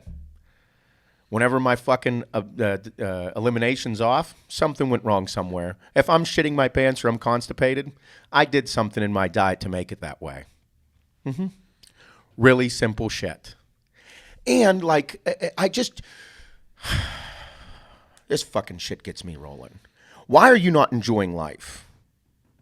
Why would I ever want something to be restricted on me? Why do I want that? So I can feel important and I can feel like a fucking badass and I can tell everybody how fucking tough I am online. If you're not doing this, you're a fucking pussy. Yeah, work hard. Like if somebody's telling you that you have to do these things in order to be successful, I feel like, what are you fucking doing? I'm telling everybody to find out what makes you fucking tick. Find the diet that makes you work and don't be a pussy. Work hard. Whatever you're doing, just work hard at it. Like, why wouldn't you want to feel alive? Why would I keep restricting myself with certain ways in order to just tell everybody? Like, if it's making you work harder, if there's adding value to your life, if you're making more money because of it, great. If you're making more money because of it and your family fucking hates you because of it, well, looks like you're going to be left in the dark after so long. If you're not making more money and your family's loving you because of it, well, looks like you're going to have a decision to get made there. But it's all personal gain. I don't believe that anybody should talk shit on anybody else's stuff. You should just try it and experiment with it. I liked keto. I didn't like everybody that came with it. Fucking keto people are worse than vegans. Or just critics. Critics. Why are you criticizing everything? Just do it. I don't get it. Why wouldn't you want to enjoy snacks? Especially having like a couple kids, all those kids snacks and like. My house is full of snacks. They always don't finish something. What are you going to do, throw it out? No. Going to finish it. Who's going to throw out Nutella bread ends? If I make Nutella sandwiches for Emmy and them ends are sitting there because she doesn't eat the crust, I'm dipping them in my coffee. I'm eating them. That's probably why I'm 8 pounds heavier. You fat fuck. No, so I know that I went off on a tangent there back and forth, but like my coffee, like I said, cardio coffee, maybe some sex. I love that. My cardio, do it a certain way every morning. My coffee needs to be a certain way every morning. I like my coffee this way. If you change my coffee, you're fucking with my routine. My routine works for me. My routine fucks shit up on a daily basis. Does that mean that you have to drink the coffee the same way? Nope. But you better drink your coffee a certain way that makes you feel like you can take over the world. And it might seem dumb to people listening, but when I have this cup of coffee and I sit there and I go through my thoughts and visions and goals for the day, I'm enjoying this cup because I know that whenever I restricted my coffee in the morning, like how I like it, it just pissed me off. So if you tell me I can't put sugar in my coffee because I'm going to lose in life, you want to see? You guys want to bet? Want to try it? I'm going to win. I'm going to come after you motherfuckers. So that's the thing about making sure everybody's set up for success. Enjoy your coffee. This is phenomenal, by the way. That motherfucker can roast some beans. It's a local guy again. I think we found a coffee guy. It's really good. I like it a lot. Oh, man. It's always, always exciting to do incredible things in life, and I want everybody to experience good things for themselves. Get around good people, find the good shit, all that. Find a diet that works for you. Set yourself up for, like, success. If you are not prepared for your day, you're just setting yourself up to fail. And just prepared for, like, what your goal is. I mean, like, if you're trying to lose weight, then prepare your meals for that goal. If you're trying to gain weight, then prepare for that goal. Yeah. I don't know how many people I see, including myself, like, I'll 3 or 4 days of, like, big eating. I want to get big, feeling thicker. Better eat lighter today and do this, and this for 3 more days. I'm a constant back and forth, and I'm not getting anywhere. Yeah, it's because you haven't defined your your semi-long-term goal for dieting. Right. You just get caught up, and you have to know what your goal is when you're especially with dieting. My God. Oh yeah, and I do believe that dieting, your physical appearance, is how you perceive yourself and how other people perceive you. Mm-hmm. Like, it's a big part of life. It's a huge part. I don't think I'd be nearly as successful as I am today if I didn't start to get in shape 5 years ago when we met. Oh yeah. When we met, and I was 280 pounds, 290 fucking pounds. was rough. Bro, I got myself in shape first, and then our business started. Then the business started to take off. Then the second business got started, all because I got in shape. And then if I continue to keep myself in decent shape, it worked. The better shape I get in, the more successful everything around me becomes, because I took care of myself first. Direct relationship. Yep. Direct. It's a real thing. Mm-hmm. And when certain things in my life start to not go my way, or I'm lacking energy, or I'm lacking this, it's because I'm not taking care of myself. I'm not taking the time. And sometimes you have to do that. Sometimes the business needs you. Sometimes the family needs you. You get everything back to where it needs to be. Take care of yourself again. Well, and that's what we've been talking about the whole time here, is finding what works for you. Mm-hmm. Because you are the most important thing in your life. You are. If you're off, everything in your life is off. Like, if you're in a bad mood, then Kim's going to be in a bad mood. Yep. If you're in a bad mood and you come in here and I look at you, I'm like, what the fuck is up your ass today? Are you cool? What's going on?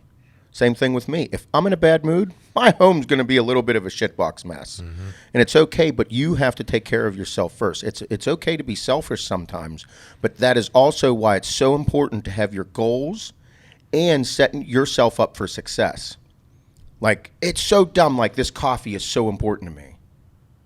I need to have it because it's part of my routine. I love my cardio in the morning because it's part of my routine. It sets me up for success. If I don't set myself up for success, everything else takes a hit. I could be a little bit of a dick. And Hannah might be going through some shit, or she might have some emotional things going on because she's pregnant.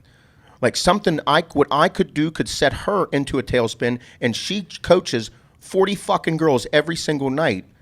And then those kids could be affected from it. And it all started with me not doing my cardio or me not having the morning because I didn't set myself up for success. It's not her fault. It's my fault.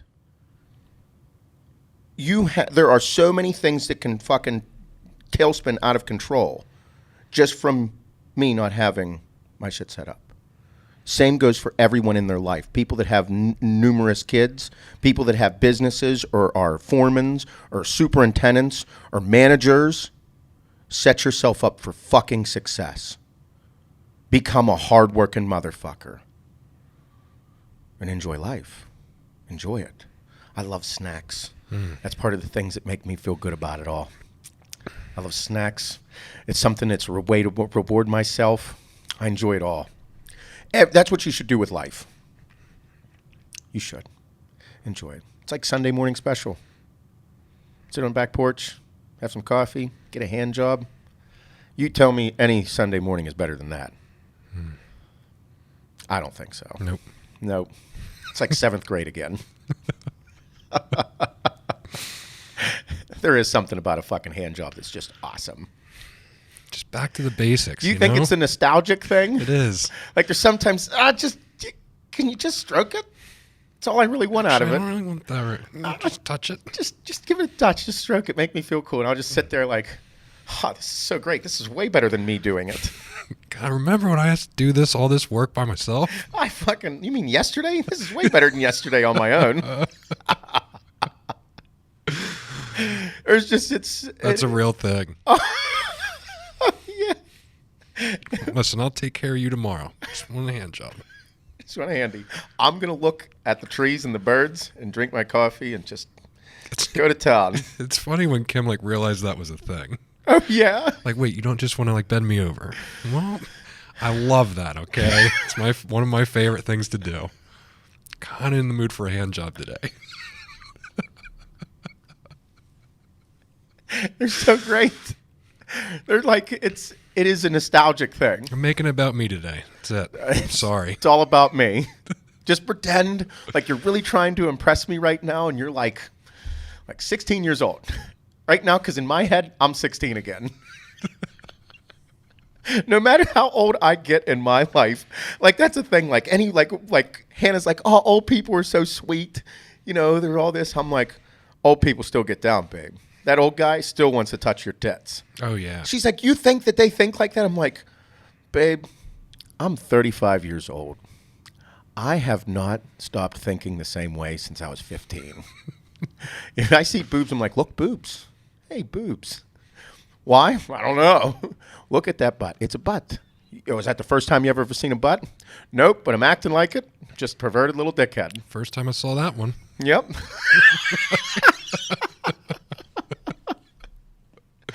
Yeah, that's just how it works. I love it. Nothing beats a good handy.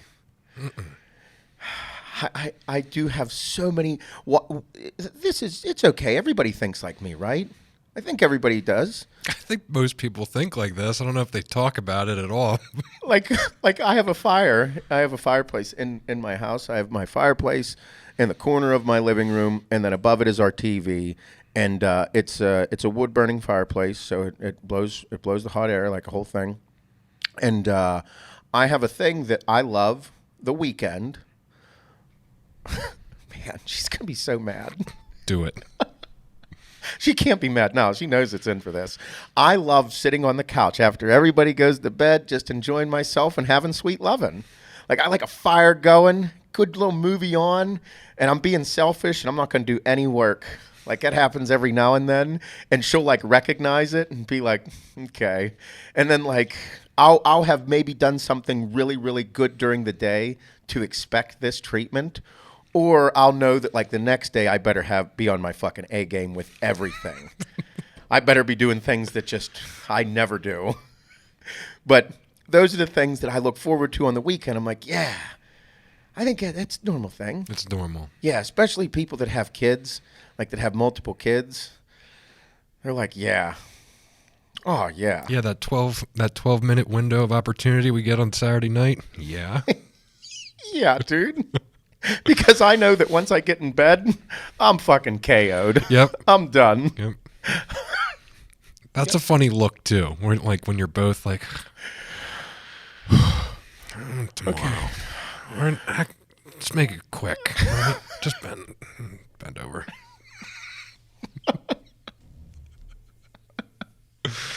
Oh, I love it. I love it. Life's too short not to have a good time. I do believe that. That's why. I guess that's why I get upset with people that talk shit. Life's way too short not to enjoy yourself. I spent a lot of time not enjoying myself, my previous job, and being in situations I didn't enjoy or that I thought were like just given to me, like I was put in that situation, making excuses. Oh yeah, I know what it's like. We'll get into more in depth down the road here about some of the shit that we've dealt with and I've dealt with, but most important thing is just for people to keep enjoying themselves and find those things that make you tick. Mm-hmm. Find the things that make you feel alive. Like I said, like every human being has something great inside of them. It's your job to pull it out. It's your job to set you up for success. It's your job to hone your craft so well that it's undeniable to people. Like, and that's why I take such pride and so much seriousness within all the companies that we have. Like, we don't just put anything out with any company. Like, it takes time, effort. We put a lot into it. Like, I mean, we've canceled entire campaigns because we weren't happy with the way it came out. Yeah. Fucking weeks of work. Yeah, weeks of work. Nope, not going out. Nope, we got to redo this one. Everything about it. That's intense. Yeah. Pop Tarts doesn't do that, though. What do you mean? Pop Tarts suck. Okay. I fucking if I'm gonna I just got done talking about all the good stuff, and I'm like, Pop Tarts suck. Okay, let's put it out there. Fucking okay. I love snacks. Everybody, Pop Tarts to me fuck up every limited editions, every Pop Tart that they've ever done. Every single Pop Tart that has ever, limited edition Pop Tart that's ever come out sucks. No one can tell me any different because I'm a foodie. This thing has had tons of food and this palate's impeccable. Oreo fucks. They get down. Oreo doesn't fuck up. So my life goal right now is to find a special edition Pop Tart that you actually think is good. Never gonna fucking happen. I don't think it is either. I'm like 0 for 15. Yes. The Dunkin' Donuts version, I love Dunkin' Donuts. They fuck that up.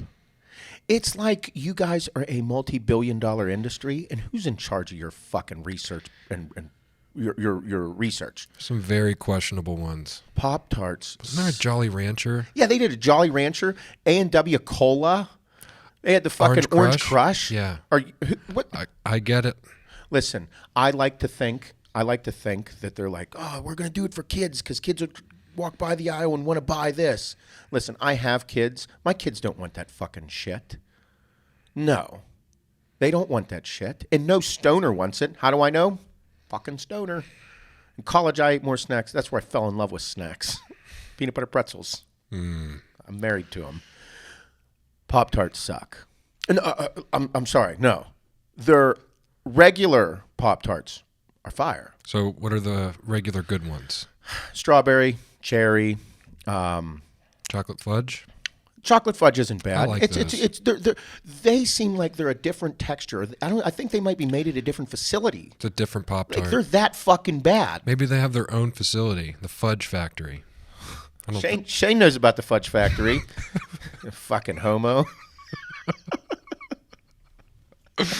It's a joke. Shane is not gay, and I do not hate gays. That's just me being an asshole. The Fudge Factory, packing fudge. Oh my God. The hot fudge sundae. More fudge for you, Shane. Emmy loves the hot fudge sundae. That's her fave. The s'mores are a little off though. It's that icing. It's like a plastic icing that I don't like. I get a weird aftertaste. I get like a Play-Doh aftertaste with the s'mores Pop-Tart. Yeah. Okay. Cinnamon. Cinnamon, whatever that is, the brown sugar cinnamon. I like it with the icing and without the icing. Do you toast yours or eat them cold? I eat everything cold, Bob. I know, bodybuilder thing. But I do like them Drives more. me crazy. It's just how I grew up eating. Fuck, you warm up your chicken. I'll just pull the bag out and start eat the fucking breasts out of a bag. Right out of the fridge. Sitting right next to a microwave. Yeah, you do it every day. But Pop-Tart doesn't fuck. I've never been more disappointed in a snack company than Pop-Tarts. And they're so successful. I just think they're absolute dog shit. I have some today to prove it.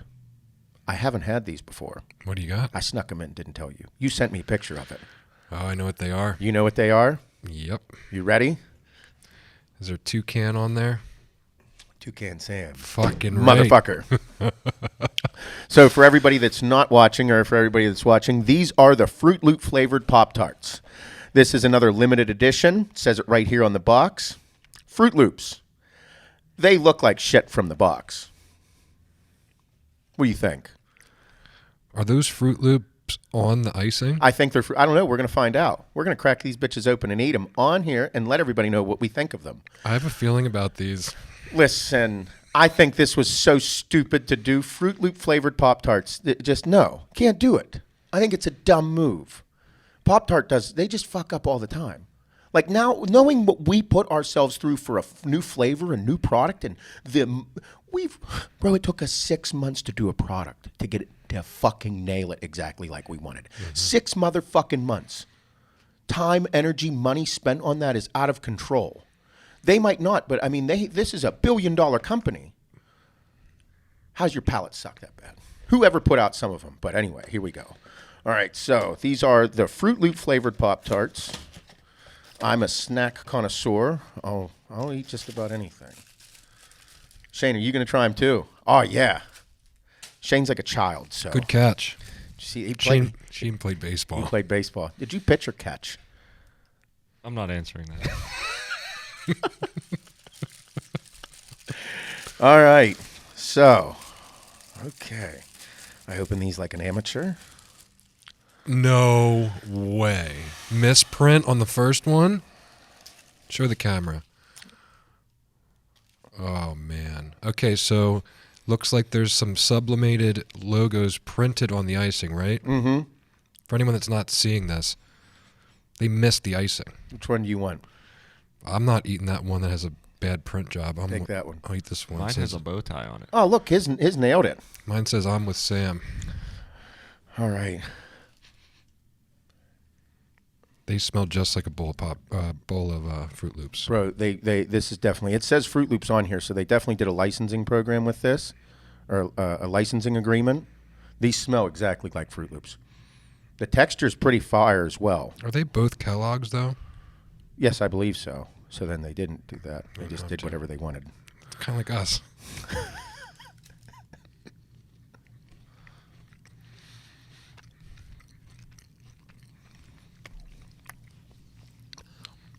Okay. Oh. Weird. Oh, fuck.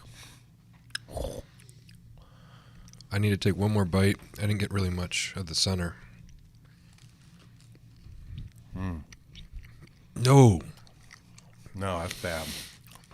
What, you taste it now? I'm getting... It's almost like a straight chemical taste. It's like a cleaning product. That's yeah. You have that too, Shane? Yeah, it's not good. Holy hell, are those bad? Oh, it's bad. Do you think they're doing this deliberately now? They're fucking with me, I think. They're like, oh, we're going to fuck up Seth. Here, let's snack see life. how bad we can make this limited edition. As I eat one more bite. It's like, man, it tastes like Fruit Loops, but like the really, really bad, shitty part about Fruit Loops, that chemical taste. That's all like you taste. Like a... Yeah. No. Man, they fucked those up bad. And you're a sweet guy. I am a sweet guy. You're a sweet guy. You got that fat kid gene in you. Yep. I love Pop Tarts. Those are bad. Mm-hmm. This reminds me of the meal I had over the weekend. What'd you have? All right, we'll say Pop Tarts, you fucked up again. Anybody willing to try it and spend the like $3 on this pack or $3.50? It's not worth it. They suck. You put it on there, we'll throw it away after we're done. This weekend, everybody knows that I love my high-end steakhouses, Eddie V's in Pittsburgh. So I cheated on Eddie V's this weekend. I went and got a hand job from another one, and it was a terrible one. Terrible one. Oh, bro. So Han and I wanted to be reminded why we liked Eddie V's, because we like going out to eat. We go out to eat. In February, every weekend we travel for gymnastics, and then the Arnold, and then more gymnastics in March. So we're not getting to go out together, her and I alone, for a while now. And we're like, fuck it, let's go out to eat this weekend. So we went down to Monterey Bay Fish Grotto in Pittsburgh. Fucking killer view up on Mount Washington. Mm-hmm. Window seat, whole nine. It's an expensive fucking restaurant. Expensive restaurant. We looked at the menu online. I haven't been there. I've been to almost every restaurant in Pittsburgh that's along that high-end steakhouse. That $200 to $300 for a meal for two, that's what I like. That's where I spend money. Bob, it was one of the worst fucking meals I've ever eaten at one of those spots. And I've probably eaten about 35 to 40 different high-end joints all over the country. Mm-hmm. We've been to some of the nicest steakhouses in Vegas. This place was a fucking joke. The food was reheated. No, it wasn't. Fucking right it was. Their crab cake came out. It was reheated. I could tell that it was cooked. It came out, after we ordered it, it came out within 5 minutes. I'm like, you didn't cook a crab cake within 5 minutes, nope. Bud. I didn't even want to fucking eat it. You mean to tell me I just paid $22 fucking for this? And you brought it to me in less than 5 minutes? I know what it is. I'm not a fucking moron. And then, so the crab cake was reheated. The food was the fucking appetizer was reheated. The Caesar salad, dry as fuck. I'm like, this is a fucking high-end restaurant. What are you guys doing here? Bro, it was a rough meal. Yeah. And the good that was there was the view. Han and I just like getting out. We always play grab ass, have a great time. We love each other, all the fun stuff. But like, if this was my big night out, and I didn't always have like money to spend on these things, I'd have been pretty fucking jacked. I'm jacked off enough to tell everybody on a podcast that Monterey Bay Fish Grotto in fucking Pittsburgh, Pennsylvania sucks dick. Don't fucking waste your money there. Do not. Go to fucking Eddie V's, ask for Brandon to be your server, and get down. That place fucks. Guaranteed good meal. This service. is a fish grotto. So seafood is what they're good at. Their crab cake, what they're known for, bro, it was reheated. Maybe it was a bad night. It was busy. Fuck you, it's busy. I'm paying $300 for a goddamn dinner. Fuck you. Remember the crab cake at Eddie V's that one time? It came out that it wasn't to their standard. They didn't even bring it out. Yeah, they told us. They're like, we're making you a brand new one. They're like, we overcooked it a little bit. We're going to make you a brand new one. Just bear with us. And they didn't charge us for it. Yeah. I was like, oh, okay, you guys, fuck yeah, thank you. I didn't even see the one you overcooked. Probably would have ate it. Yeah, probably would have ate it anyways. But regardless, then we ordered a meal. When we're ordering the meal, this guy's telling me, I told him, I was like, bro, what's your best meals? I'm a big steakhouse guy. Like, tell me what your best steak is. He told me to get their 14-ounce Wagyu ribeye. It's a $75 steak, Bob. Mm-hmm. And I'm like, you're telling me this is if you're a steak guy, this steak is one of the best in Pittsburgh. And I'm like, you're telling me a 14-ounce Wagyu is $75? That's not real Wagyu. Fuck off. Don't call it that. Real Wagyu is like fucking $125 per 2 ounces. Yeah, I was going to say per 2 or 3 ounces. Yeah, fuck off. Bullshit. So I got the steak. I make a better steak. The steak that I get from the fucking local farm is better than that fucking steak. Man. It was a shit show. My Jack and Diet, I had to ask for another one. It was such shit, Bob. I couldn't believe it. I'm paying $300 for a fucking dinner, and it was just shit show. I was like, man, did I have a bad experience, or is this how this place fucks? Because if it is, it was bad. I'll never recommend it. Yeah. Eddie V's, Capitol Grill. Mm-hmm. 2 best places in Pittsburgh. I do want to go back to Capitol Grill. I mean, and I just couldn't believe how bad it was, Bob. Their dessert was really bad too. Damn it. I went after everything. I said, I'm buying everything. I got to see what it's like so I can have this review of it. Struck out. Bro, they shit the bed. It was really bad, dude. The Jack and Diet sucked. There wasn't enough ice in the drink. I'm like, you guys who's the bartender here? I hate to bitch and complain.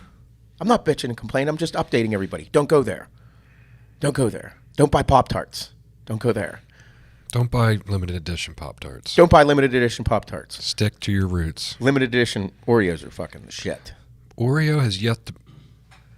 I was going to say they've yet to put out a bad limited edition. I don't think I've had one. Yeah, no. They're all good. I haven't eaten one that I didn't like. I haven't tried all of them, but I would imagine if you're into a certain flavor. I think they did a Swedish fish flavor. That might have been like... It's kind of weird. That was probably one that they just shouldn't have did. It was dumb. It's probably good, though. Like a chocolate cherry type. Probably tasted like a Swedish fish. Yeah. They did a good job. Mm-hmm. Oh, yeah. There it is. That's a real thing. I don't know about those. Nope, not doing it. I'm just going to stay away from them. They make me fat. Everything makes you fat. Yep. You're a fat guy. Yep. Everything makes me fat, too. That's why I do cardio. I'm still pissed off about the Pop Tarts here. I don't know. The most disappointing thing was when you pulled the first one out and it wasn't even fucking looked right. They can't get them all right, Bob. It's on a fucking machine. Okay. It's not human error. That's bullshit. Fuck off. Pop Tart. Send us a Pop Tart that we like. Oreos. Keep fucking. Monterey Bay was really bad. I'm telling you. One more thing before I end with Monterey Bay. Then we'll finish up with the thing that Shane has over there. Cool. We got their Monterey Bay seafood mac and cheese, which is like lobster, crab, and shrimp or some shit. Mm-hmm. Okay. It was dry as fuck. Like the noodles on the top were crusty. Like it wasn't even creamy. Not a good crisp on the top, like a hard noodle. It was cooked and then fucking heated, Bob. It was like they made these things in advance and then just shoved them cooked them and then reheated them. Like broiled the tops and then send them out. It was horrendous. It was $26 mac and cheese, motherfucker. Yeah, dude, fuck that place. I'm not going. I just told fucking thousands upon thousands of people not to go there. Go to Eddie V's. Maybe we get a free meal at Eddie V's. Maybe. I don't want a free meal there. I know. I'll pay for that shit all day. I'm just kidding. I fucking love it there. It's awesome. They make me feel special. They make the bartenders there get down too. Fuck yeah, hustlers. They make fucking killer drinks, bro. Killer drinks. They're making killer tips there too. I tip them very well. Yeah. I'd still tip this guy because he did do work, so I had to tip him. Yeah. But I didn't tip him like I tip at Eddie V's. Yeah. Yeah, no. All right. So, everybody, we're going to close out the podcasts from now on. We have a cool little game that Shane has brought to us. It's called Answer the Internet. It's by Barstool Sports. Answer the Internet. Questions as fucked up as you are. So Great. Shane brought this in here, and he's like, I think it's a good idea. Isn't that right, Shane? Oh, yeah. It's a great idea. He's so fired up about this right now. This is this is something that they ask on Barstool somewhere, and they made the game, and Shane brought it in. He's like, we could do it on the podcast. And I looked through a couple of them. It's like a whole box of cards. Can you toss it over here, Shane, real quick? So people that are watching it can see it. It's called Answer the Internet. A bunch of cards inside like that. Everybody, there you go. And they are fucked up questions. Now, and I figured it'd be a great way to end the podcast for Bob and I to answer them, and then you at home can answer in your version to yourself or your people at work, or add a little spice to your life. Go ahead, ask it to people, text it to your mom, ask her, your significant other, and add this to your part of your day. So whenever you listen to this podcast, it'll just get you going, and it's a great way to fuck your day up and. Go with it, Shane. Bob and I have no clue. How many did you choose? 3. You got 3 cards. So we're going to go through 3 questions here. So you have 3 to ask yourself, your coworkers, your mom, your dad. You sweating? A little bit. I'm a little nervous because some of them were really fucked up. Going to hit the pen there before we get started there, Bob, huh? Yep. Maybe I should take a hit too, huh? It's going to enhance the answer. It's going to enhance it. All right. Shane has 3. And I guess here we go. Yep. So debate the internet. Who is the one person in the world you would least want to bang your significant other?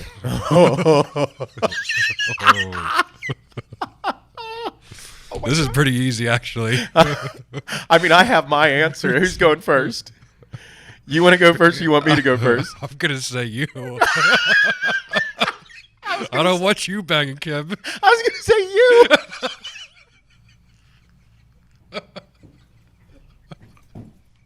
I don't want you being better at something than me already. Fuck no. Fuck no. We already compete with each other. That's the last thing I need. God damn. Bob did this thing to me that was so great, you motherfucker. He did what? Oh, man. Yeah, that's it. Yeah, no way I could have that happen to me. No. You're better at one more thing than I am. I was joking. The most important thing. The one I take the most pride in. That's the joke, though. It's like I always say that Bob and I have the same size dick for sure. Drive the same type of truck, wear the same boots. Definitely have the same moves. Same moves. But there's maybe like something in my back pocket. May make you a little nervous. That's why I'm not letting you bang her. So I'm like, I don't know, man. It's a riot. Like it's like when we're at the Arnold and we hear people fucking in the other rooms. That's always happens at the Arnold. Bob and I stay together at the Arnold every year, and like, how many times have we heard people fucking in the rooms next to us? Probably every year. Every year. And like, you hear people go, and you're like, oh man, there's that move, huh? Yeah. Is he done? Maybe. Oh, No, they're back. Switched it up. They switched it up. He's back. He's gonna finish on top.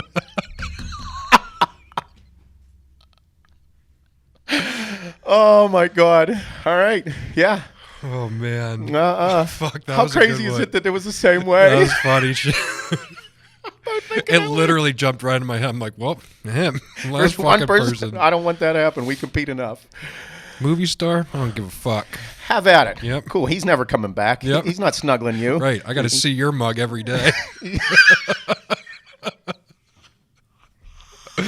That's awesome. All right. So that was question number 1. Everybody, read it again for everybody so they can ask again. It was, who is the one person in the world you would least want to bang your significant other? All right. There you go, everybody. That's a question good number 1. Fuck, dude. How does it get better than that? Or worse? Okay. Second question, poll the internet. Would you rather be able to throw 105 miles an hour or dunk? Oh, this is easy for me. Fucking dunk. Yeah. I definitely want to dunk. I'm 5'6". I want to fly through the air. If I could be LeBron James for a day, I would be. You know, I answered it too quick.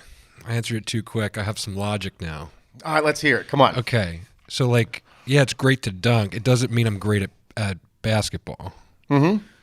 I guess it could go both ways. But if I could throw 105 miles per hour, like I feel like I can make way more money throwing 105 than just being able to dunk. Oh, so it's going actual functionality of life and how to market yourself. And I cool things. I overanalyzed it. You might have, but that's still good logic. I'm just going to dunk because I wish I was 6'9", fucking flying through the air, absolute monster. You don't want to be 6'9". I think that's intense. Oh my God, it definitely is intense. But we're talking about like maybe one day. Or am I this size in dunking, Shane? You can be. Actually, that's pretty cool. Am I doing cool dunks like 360s, like NBA jams type stuff? Yeah. Yeah, not just like, oh, I just got it in. Yeah, right. I'm actually throwing down. Yep. Fuck yeah, I'm going to the courts in Harlem. I'm going to be the white guy that kills it. Yeah. Fucking right, that's me. Oh, here comes this guy. Here comes this fucking little bastard. It'll be like White Men Can't Jump with Woody Harrelson and Wesley Snipes. I love that movie. Everybody does. Yep. And then he dunks at the end, kills it. Yep. It's awesome. Yep, I'm dunking. Are you throwing 105? No, I'm going to stay with the dunk. Okay. Yeah. All right, read it again for everybody so they can ask again to their family and friends at home. Yep. Would you rather be able to throw 105 miles an hour or dunk? How about you, Shane? Yeah, what do you want to do? I'd throw 105. I think. He's a baseball player. Baseball guy. Is there an answer on that for like what people? So 58% of Barstool readers chose throwing 105. Oh, okay. Oh. Yep. That's 58's not an overbearing percentage though. No. I'd like to know how many people they polled though. Oh yeah. That'd be nice to know whether it was 100 like Family Feud. Was it 1,000? Are they polling their demographic, their viewers? Yeah. Yeah. Yeah. Okay. Mm-hmm. All right. What is the last question, Shane? All right. Last question. Are you ready? Yeah. I'm excited. This is pretty fun. I'm pumped. Let's go. All right. Debate the internet. If there was a database of your lifetime internet history, how much money would it take for you to release it to the public?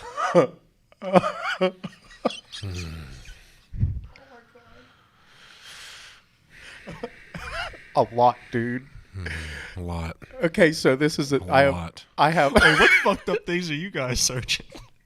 Bro. All right, there's a few things that I get off on that I shouldn't admit, and I'm never going to. I'm going to keep that shit to myself for a long time. Yeah.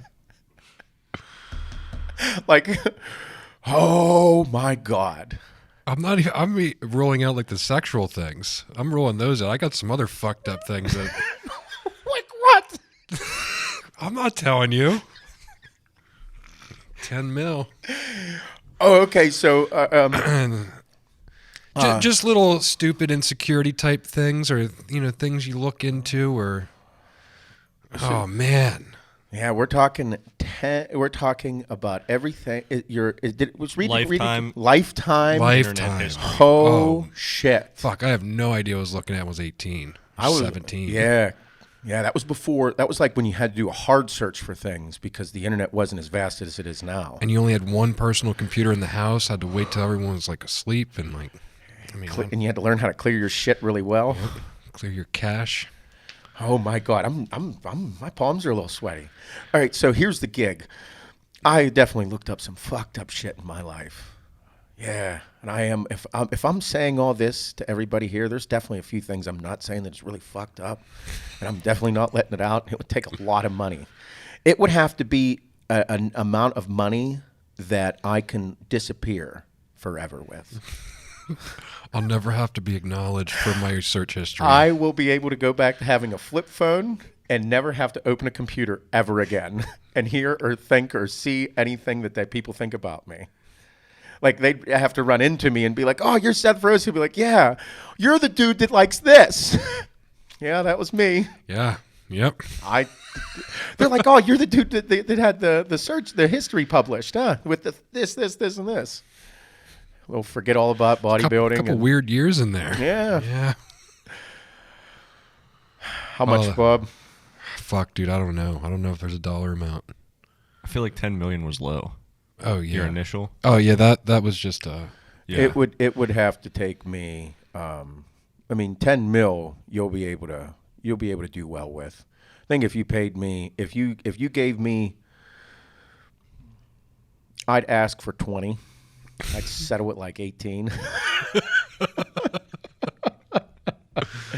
I'd probably be around 20 million. I'd be like, all right, cool. I can disappear at 35 years old and be good to go.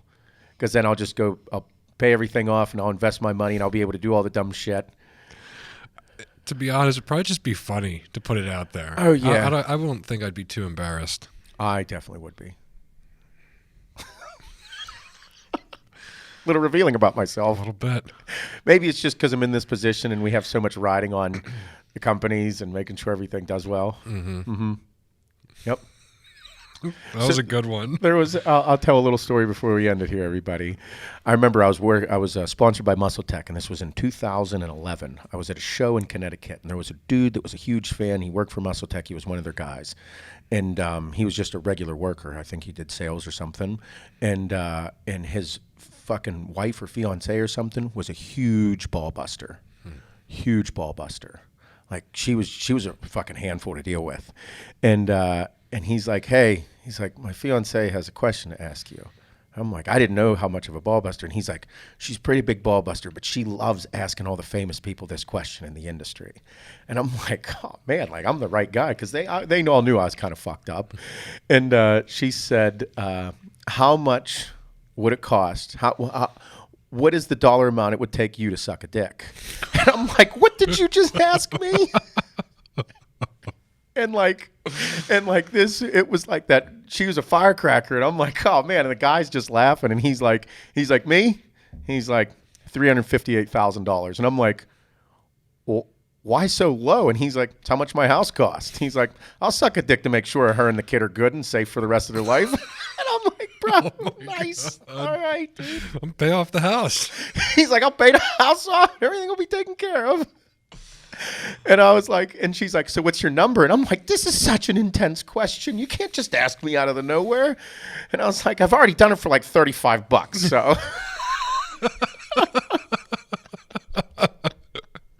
it's only up from here. That's a joke, everyone. I didn't. And back then, when you're a young upcoming bodybuilder, the fucking gay for pay thing is so big. Mm-hmm. You get hit up from every angle. All those people trying to take advantage of you, do fucking weird shit, all that. And so I was like sitting there and I'm like, man, how much would it take? And at that point, like I thought like $3 million was a lot of money. It's definitely not enough. No. I wrote down at the time like $3 million. I wrote, she was like, can I get your signature? And I put on there, I was like I wrote down $3 million and then signed my name. And like she was dying because I didn't give her an answer until then. Yeah. But I look back on it, I'm like, no way, dude. Take a lot more. You sick fuck. Oh my. Man, what an off-the-wall question. I love it. Good stuff like that. Oh, yeah. What a way to end for the second podcast, everyone. Take all those questions, go back, rewind, listen to answer the internet questions. Ask your coworkers, your significant other, mom, dad, grandma, see what she thinks. Grandpa might have something fucked up to say. He's on his way out. He's going to let it rip. Yeah. But everybody, I can't thank you enough for listening. This is such a good time. Keep spreading this podcast. Tag me, tag Bob. Put out all the stuff all over your Instagram feeds. Share it on Facebook. Our goal with this is for you to become a better person. Our goal is for you to enjoy your life, to find yourself, to find the things that make you tick, make your life, your significant other, your children's lives, everyone that is in your life, make you a better person to make their lives a better place. That is my goal. That is our goal with our companies, with this podcast, with the YouTube videos. I know I'm vulgar. I know I'm intense. I know I'm obscene, but this is the good shit in life. Thank you for everything that you guys do. Go ask the questions to your family and friends. Love life. Don't forget, if you leave it in too long, you're going to make a baby. That's real.